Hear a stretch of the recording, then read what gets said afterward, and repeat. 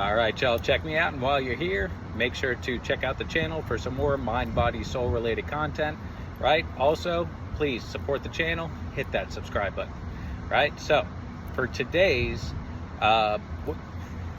muscle gain basics, right? So to put on some muscle, if you're looking to build muscle and you're in the game, you might be a little surprised by this, right? Because it's not a food and it's not an exercise. However, they're in most homeowners associations and they're sitting there in most gyms. But again, it's not an exercise.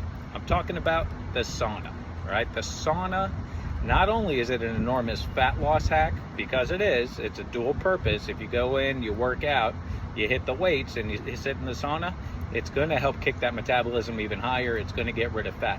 But in the muscle building basic world, it does even more than that, right?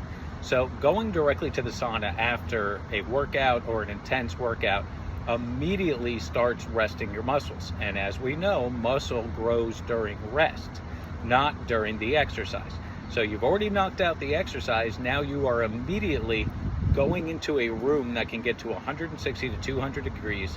You're gonna sweat out, you're gonna clear those pores out, any additional sweat that might be in you, but your body is going to immediately attempt to start repairing and calming those muscles. It also helps with DOMS, right? Delayed onset muscle soreness. So if you do experience soreness after a heavy workout, going directly to the sauna will greatly benefit you, along with the anti-inflammatories that I've talked about, right? You want to make sure you're eating cinnamon every day. You want to make sure you're eating honey. Pull up an anti-inflammatory food list, see what you can add that is not going to affect your diet or protein or anything else that you're going on. And you would be surprised how just adding a few things will change your energy level as well as prevent soreness associated. But again, a big one, what we're talking about today, the sauna, right? And the best part is a lot of times no one's ever in it, right? Or you got one person in there randomly. So the reason there's so few people in the sauna is because so few people know and understand the secret that is associated with the sauna. So if you do choose to use the sauna and you go in alone, remember the rules. Have water with you and don't stay in there for more than 20 minutes without coming out and cooling off, right? If you feel tired, if you're closing your eyes, if you're falling asleep, anything like that, stop the sauna usage. Read the rules at the gym or your homeowners association, because at the end of the day, if you're alone in a box that can get over 200 degrees. And it is something that you do not want to pass out in.